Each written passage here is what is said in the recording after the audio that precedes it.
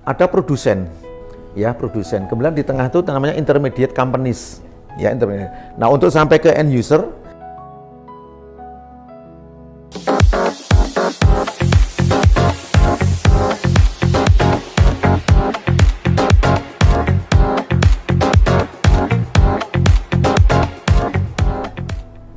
Hai calon pemimpin masa depan, selamat datang di podcast SI Indonesia. Dalam episode kali ini saya bersama tamu spesial Bapak Rian Kiryanto. Apa kabar Bapak? luar biasa.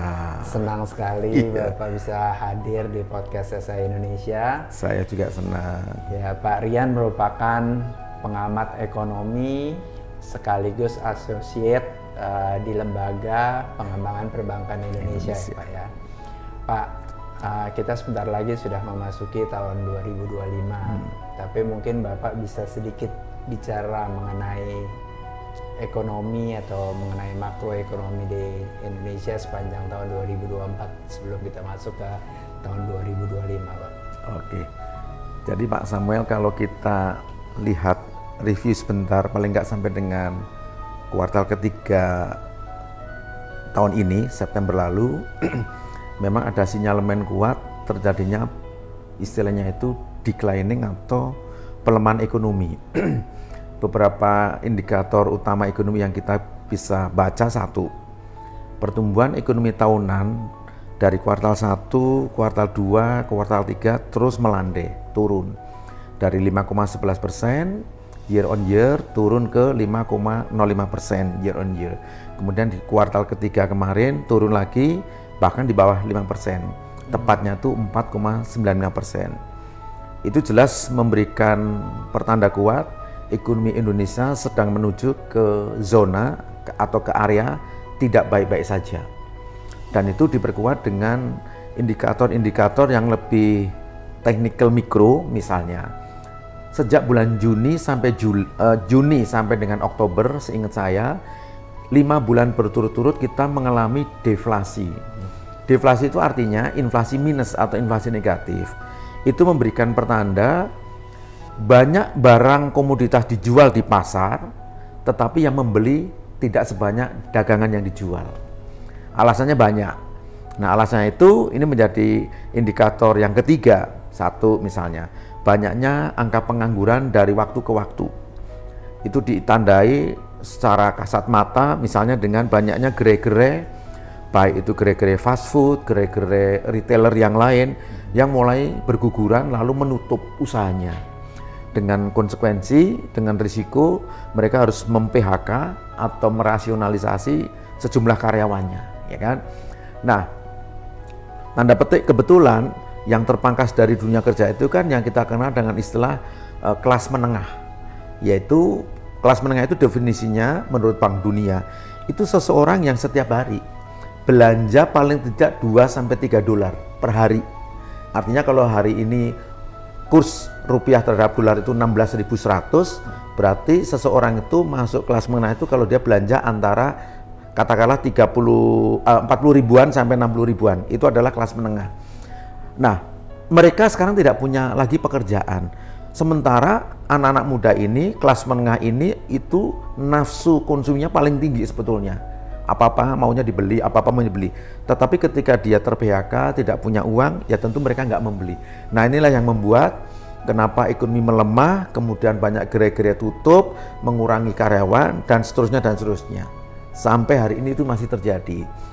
Sudah itu, kalau kita lihat beberapa perusahaan retailer ya, retailer yang masuk di pasar modal kita, beberapa sudah memberikan pengumuman atau publikasi masih bisa membukukan profit atau keuntungan, tetapi absolut dalam rupiahnya itu udah mulai turun. Bahkan saya tahu persis ada beberapa perusahaan fast food, makanan cepat saji itu sudah merugi sampai ratusan miliar. Itu tidak bisa kita pungkiri, memang review kita, ekonomi kita paling nggak 9-10 bulan terakhir itu sedang mengarah kepada situasi yang kurang baik-baik saja. Nah, ini harus menjadi alarm, menjadi alert, kewaspadaan bagi kita pelaku usaha apapun di sektor real maupun di sektor keuangan, untuk kita nanti mulai membuat semacam rencana kerja atau business plan untuk 2025 yang menurut saya sangat-sangat challenging. Nah, menurut Bapak dengan pemerintahan baru nih Pak terpilih, apakah bisa meningkatkan atau bisa memperbaiki nih Pak dari segi ekonomi atau mungkin dari segi persaingan daya saing terhadap negara-negara lain? Kalau kita lihat ya, narasi-narasi dari 8 cita-cita Bapak Presiden terpilih Pak Prabowo Subianto yang kita kenal dengan istilah Astacita atau 8 pengharapan, semuanya bagus, semuanya bagus. Ada aspek kemanusiaan yang disentuh di sana, ada aspek pertahanan negara juga disentuh, kemudian aspek penguatan sektor keuangan juga ada, dan last but not least, bahkan secara spesifik disebut sektor yang terkait dengan ekonomi kerakyatan atau UMKM juga akan disentuh. Itu di 8 asta. Kemudian kalau nggak salah di asta ke-5 atau 6 itu secara clear mengatakan bahwa pemerintahan akan datang betul-betul akan menegakkan clean government, pemerintahan yang bersih. Wujudnya adalah akan menggalakkan, mengkampanyekan aktivitas yang sifatnya anti korupsi. Anti korupsi itu clear, selalu diulang-ulang oleh Pak Presiden. Nah, itu menjadi semacam bekal ya, bekal bagi pemerintahan baru ini untuk melangkah ke 5 tahun ke depan. Tetapi mungkin di tahun pertama, tahun kedua kita boleh berharap jangan terlalu muluk-muluk, jangan terlalu tinggi ya. Bahasa lainnya adalah lebih baik kita under promising tapi over deliver. Yaitu apa? Tahun pertama kita mungkin masuk yang namanya fase transisi dari pemerintahan lama ke pemerintahan baru. Yang sangat mencolok adalah ketika terjadi perubahan postur ya daripada jumlah anggota kabinet. Dulu kita kenal istilah Kabinet Indonesia Maju, sekarang rebranding, rename menjadi Kabinet Merah Putih. Sementara posturnya juga semakin gemuk. Dulu seingat saya hanya 34 kementerian dan lembaga, sekarang berkembang melar menjadi kurang lebih 54 kementerian lembaga. Tentu ini ada pro sama cons-nya, tapi jangka pendek saya melihatnya banyak cons-nya. Ya misalnya bagaimana Menteri Keuangan harus mengalokasi budget-budgetnya kepada 54 kementerian dan lembaga. Belum lagi masih ada badan-badan, belum lagi masih ada pejabat-jabatan yang sifatnya fungsional atau non struktural seperti staf khusus dan sebagainya. Tentu itu juga membutuhkan dukungan dari sisi budget atau anggaran. Nah, mungkin semester 1 tahun depan pemerintahan kita masih akan bergumul di area itu. Bagaimana memberesi birokrasi pemerintahan di pusat ya. Yang kedua, di beberapa daerah kita baru saja melaksanakan pesta demokrasi kedua, pilkada serentak. Hasilnya sudah kita ketahui dan sebagian kecil di daerah kita pantau masih ada proses berikutnya, yaitu harus pakai keputusan Mahkamah Konstitusi. Ada di beberapa daerah. Which is proses pilkada itu mungkin betul-betul akan selesai, akan inkrah sekitar pertengahan Februari. Ketika pada 7 Februari semua harus dilantik sebetulnya. Nah, itu juga tentu akan terjadi semacam rekonfigurasi di tataran daerah, baik itu di tingkat 1 provinsi maupun tingkat 2, baik itu kabupaten atau kota maja. Nah, jadi secara akumulatif semester 1 tahun depan itu memang masih akan terjadi semacam reshaping ya, reshaping, pembentukan kembali. Bahkan kalau istilah bahasa sepak bola itu, para pelaku pengambil kebijakan itu akan menjalani proses semacam aklimatisasi. Bagaimana menghadapi situasi dan kondisi yang sama sekali baru, ya. Nah, itu saya kira menjadi pergumulan dan tentu kita belum bisa berharap lalu ekonomi kita akan lari kencang. Ini harus kita sadari. Nah, yang saya gambarkan tadi Pak Samuel itu kita baru ngomong dari perspektif domestic issues. Belum lagi external issues-nya. Kita tahu nanti di 2025 itu secara global economic itu ada 4 tokoh yang akan mewarnai perjalanan ekonomi dunia. Satu namanya Presiden Amerika Serikat Donald Trump, ya, yang pada 5 November kemarin memenangkan pilihan Presiden Amerika secara mutlak.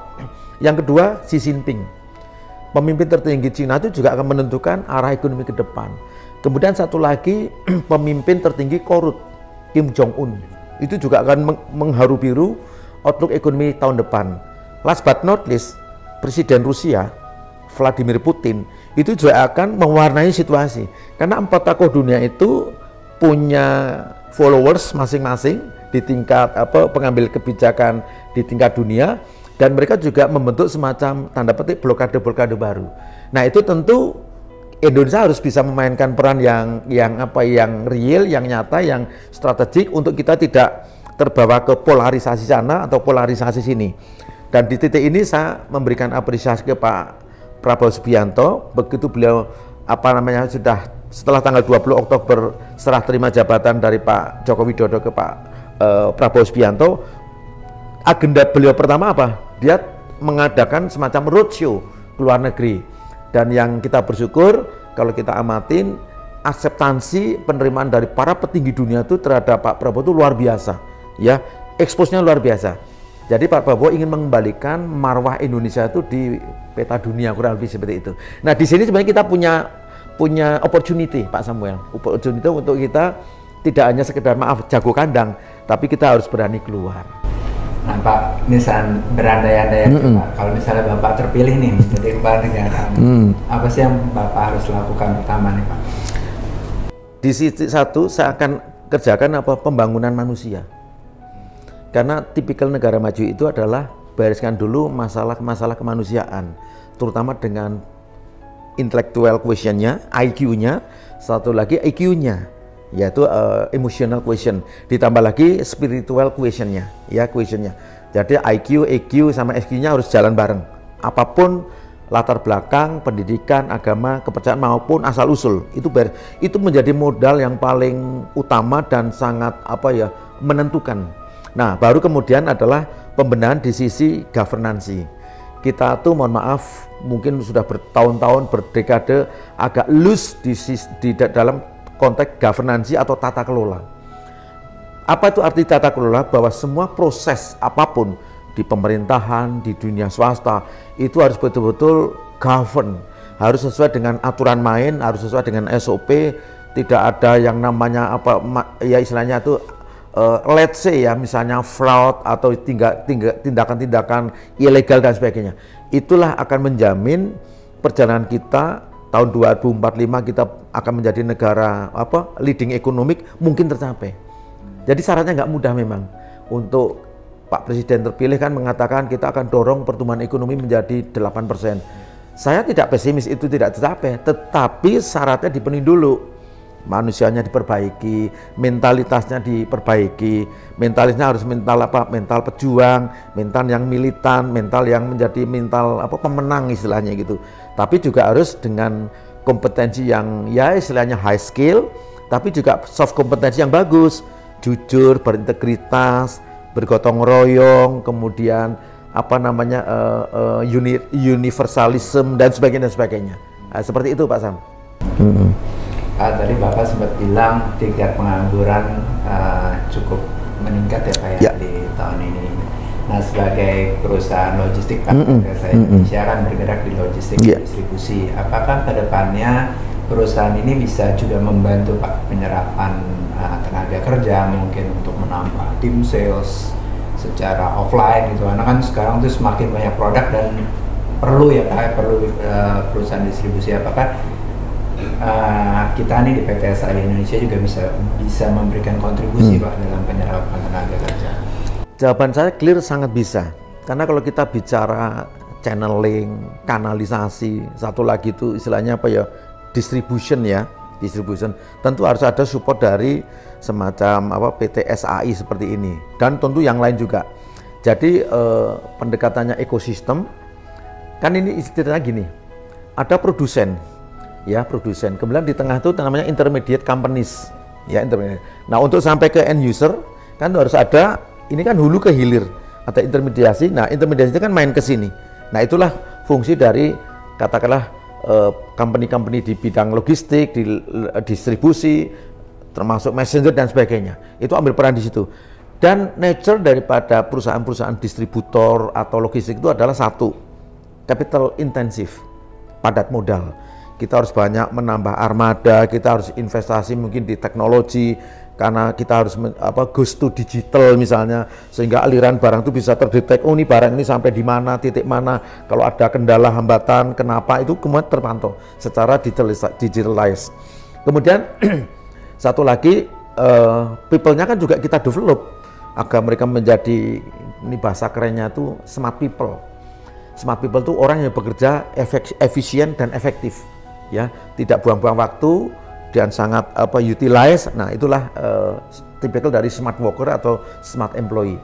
Nah, ujung-ujungnya karena nanti Indonesia itu sebagaimana negara lain, Pak Sam, itu akan bertumbuh dan berkembang dengan luar biasa. Apalagi saya gabungkan dengan nanti perkembangan IKN berikutnya.